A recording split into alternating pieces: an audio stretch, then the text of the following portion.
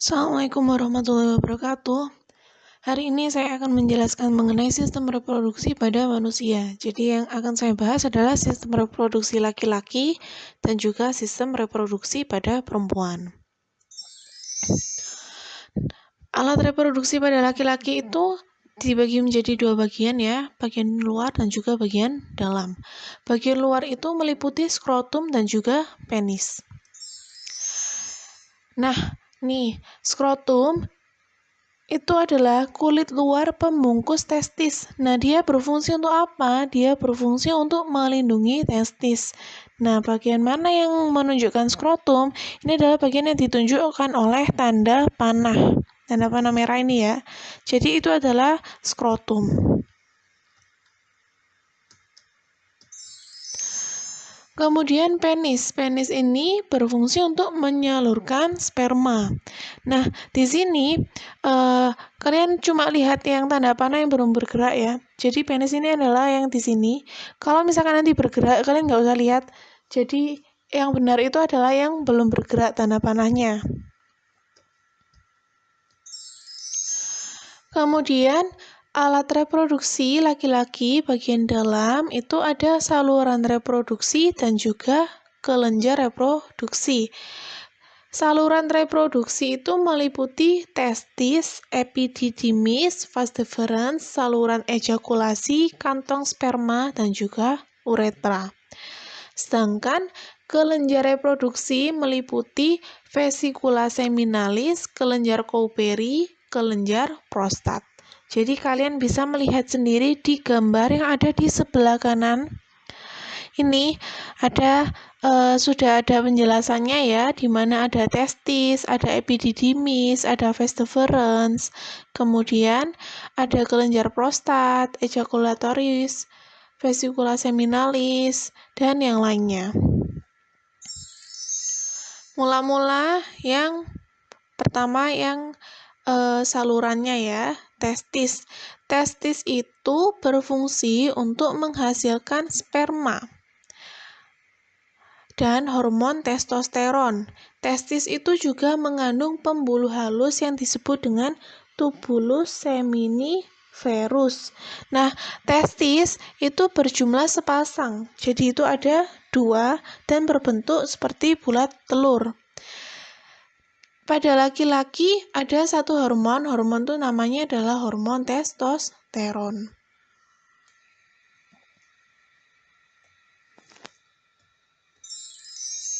Kemudian epididymis. Epididymis itu saluran yang lebih kecil dari vas deferens. Nah, tadi epididymis itu letaknya pada tanda panah itu ya. Kemudian epididymis itu berfungsi untuk mematangkan sperma. Jadi sebagai tempat pematangan sperma dan juga sebagai tempat penyimpanan sperma sementara. Nah, dia itu tempat penyimpanan sperma sementara itu berlangsung selama 3 minggu. Kemudian vas deferens. Dia ini adalah saluran dari epididymis yang membawa sperma ke kantong sperma. Jadi yang ditunjukkan sama tanda panah ini adalah vas deferens. Nah, vas deferens ini dia itu berakhir di dalam kelenjar prostat. Dan dia itu karena membawa sperma ke kantong sperma, jadi dia itu fungsinya sebagai pengangkut sperma juga. Selanjutnya, saluran ejakulasi. Saluran ejakulasi ini, jadi di tanda panah ini ya, ini adalah saluran ejakulasi, adalah saluran pendek yang menghubungkan kantung semen dengan uretra. Nah, saluran ini mampu menyemprotkan sperma sehingga masuk ke uretra. Sehingga nanti dia akan dikeluarkan melalui penis. Selanjutnya, uretra. Uretra ini adalah saluran pengeluaran sperma dan urin. Jadi uretra itu yang ini ya. Jadi kayak pipa yang kecil ini namanya uretra.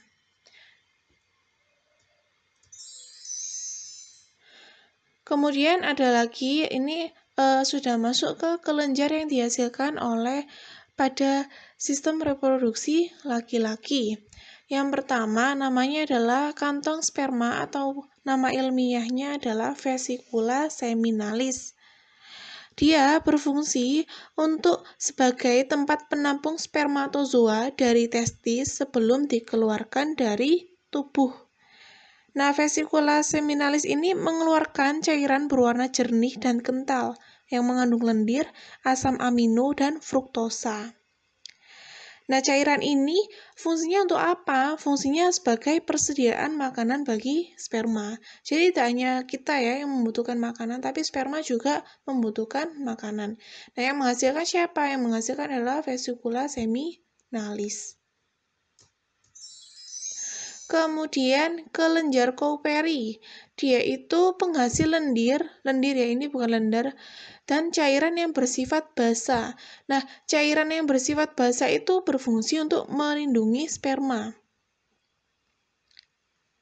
Nah, kelenjar Cowperry itu letaknya di sebelah uretra ya.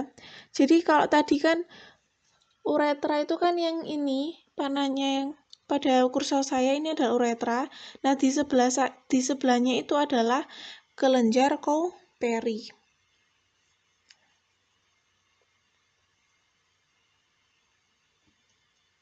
Selanjutnya, kelenjar prostat.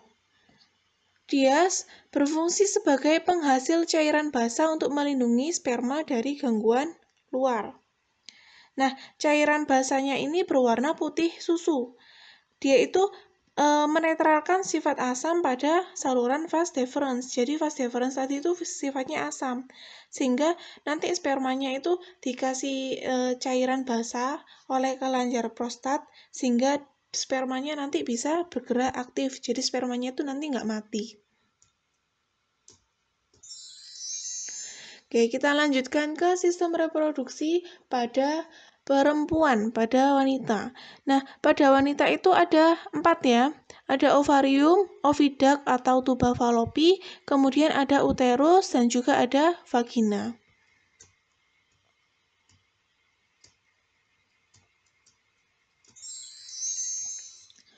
Mula-mula adalah ovarium. Ovarium itu disebut juga indung telur. Dia berfungsi untuk menghasilkan sel telur atau ovum. Nah, ovarium itu berjumlah sepasang, ada 2 ya, di kanan dan di kiri. Jadi, tanda panah hijau ini menunjukkan ada ovarium. Pada wanita itu ada 2. Kemudian, di dalam ovarium terdapat jaringan kelenjar buntu atau kelenjar endokrin dan jaringan yang membuat sel telur atau ovum yang disebut dengan folikel. Jadi ovarium itu fungsinya adalah sebagai penghasil sel telur. Kemudian yang kedua adalah oviduct atau tuba falopi. Oviduct atau tuba falopi ini letaknya ada di atasnya ovarium. Jadi yang kayak saluran itu adalah oviduct atau tuba falopi. Dia berfungsi sebagai tempat menyalurkan telur dari ovarium ke uterus. Uterus itu rahim ya, dan tempat pembuahan. Di oviduct ini terdapat infundibulum yang berfungsi untuk menangkap sel telur yang telah masak dan lepas dari ovarium. Jadi, kalau di sini ada sel telurnya keluar, dia akan disimpan dulu, ditangkap oleh oviduct atau tuba falopi. Oh iya, tadi ovarium ada yang saya kurang jelaskan lagi. Ovarium tadi itu menghasilkan ovum dan juga hormon estrogen dan hormon progesteron. Jadi pada wanita itu ada 2 hormon ya, hormon estrogen dan hormon progesteron. Kalau pada laki-laki itu hanya ada 1 hormon, yaitu hormon estrogen.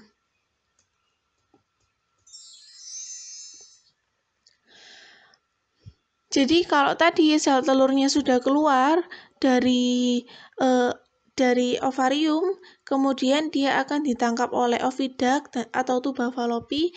Setelah itu, sel telur tadi akan masuk ke rahim. Jadi masuk ke rahim itu sini, ke tanda panah ini ya, tanda panah biru. Nah, di rahim itu berfungsi sebagai tempat pertumbuhan sel telur yang telah dibuahi atau embrio sehingga menjadi bayi. Jadi perkembangan bayi itu terjadi pada uterus atau rahim. Selain itu, rahim itu juga berperan besar saat menstruasi, kehamilan, sehingga melahirkan.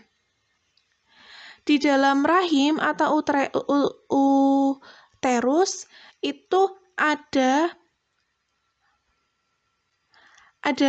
ini, di sini itu di dindingnya rahim itu ada pembuluh darah. Jadi kalau dia itu bisa menebal dan juga meluruh, sehingga kalau misalkan dinding rahimnya itu meluruh, berarti wanita itu sedang mengalami menstruasi. Di dalam rahim juga terdapat otot yang disebut dengan myometrium dan juga selaput lendir yang melapisi bagian dalam yang disebut dengan endometrium. Jadi uterus atau rahim ini berfungsi untuk sebagai tempat janin menempel, tumbuh, dan berkembang sampai proses kelahiran. Ini bagian yang luar yaitu vagina. Vagina itu berfungsi sebagai tempat keluarnya bayi. Jadi vagina ini berfungsi sebagai tempat keluarnya bayi dan juga tempat keluarnya darah saat menstruasi. Nah, di dalam vagina ini mempunyai banyak lipatan. Jadi dia karena mempunyai banyak lipatan, bayi itu bisa keluar dari tubuh perempuan. Karena lipatannya sangat banyak, jadi dia itu bisa elastis gitu. Kemudian, vagina ini mempunyai banyak selaput lendir yang berkelenjar. Salah satu kelenjar yang penting ialah kelenjar glandula Bartolini.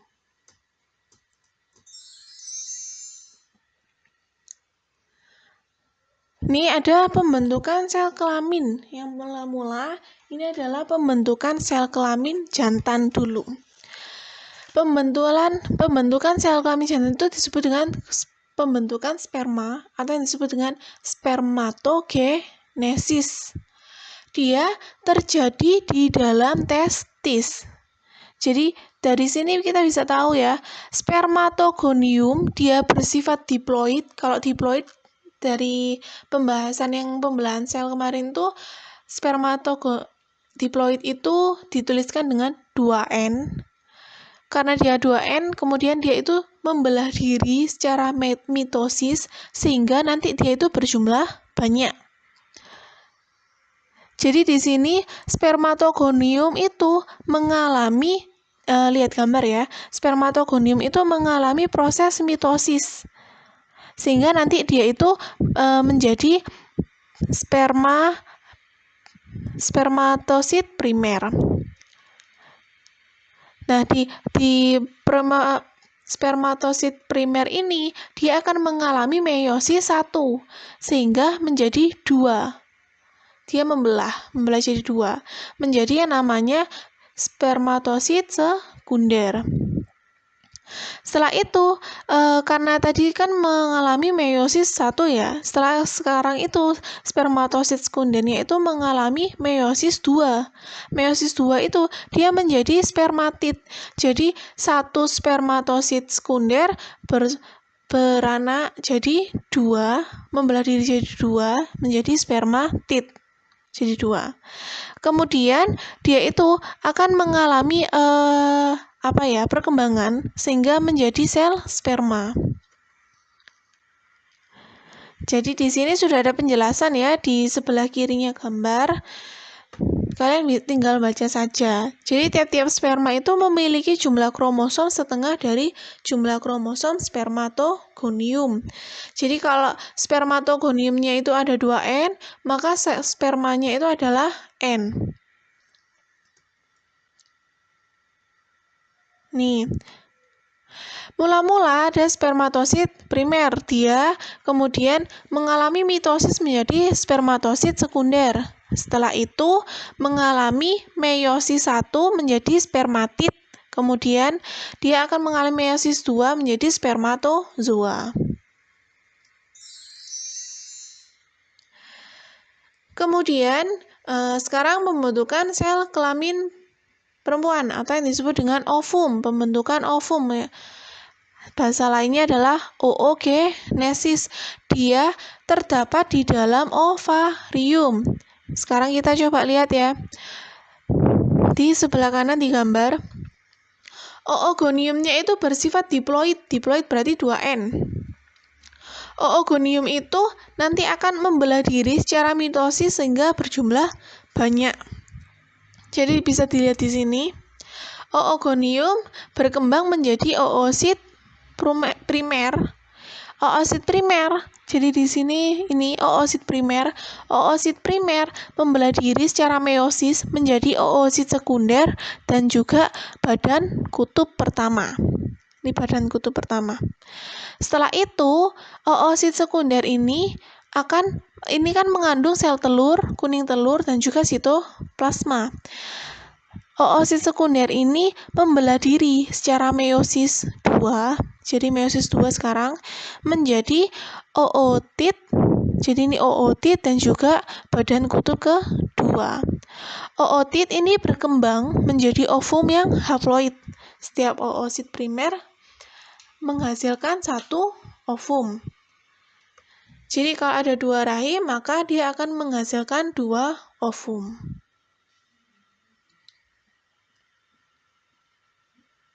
Oke, sampai saat ini ya penjelasan dari saya mengenai organ reproduksi laki-laki dan juga organ reproduksi perempuan. Saya akhiri, wassalamualaikum warahmatullahi wabarakatuh.